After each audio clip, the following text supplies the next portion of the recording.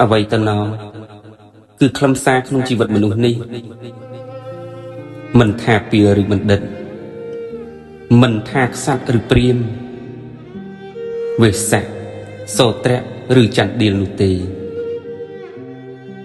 ទីបំផុតក៏ត្រូវឆ្ពោះទៅរកសេចក្តីស្លាប់ដោយភាជនៈមិនថាតូចឬធំទីបំផុតក៏ត្រូវតែបែកធ្លាយដូចគ្នាទាំងអស់ព្រោះថាមច្ចរាជជាតុលាការដ៏យុត្តិធម៌ក្រៃពេកណាស់មិនដែលលំអៀងឬស៊ីសំណុកសោកប៉ាន់របស់ជនណាម្នាក់ឡើយរមែងពិចារណាក្តីតាមបទព្រះអយ្យការហើយអានសាលក្រមដោយវាចាដំណឹងមកដាច់អហិង្ការ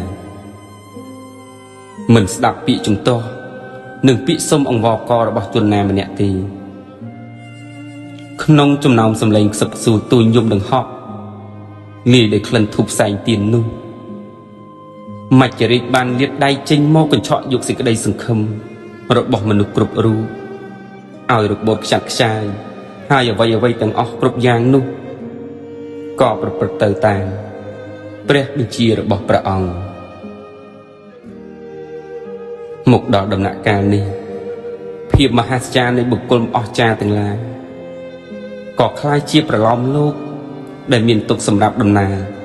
ឲ្យស្ដាប់តគ្នាតែប៉ុណ្ណោះតើអ្វីទៅ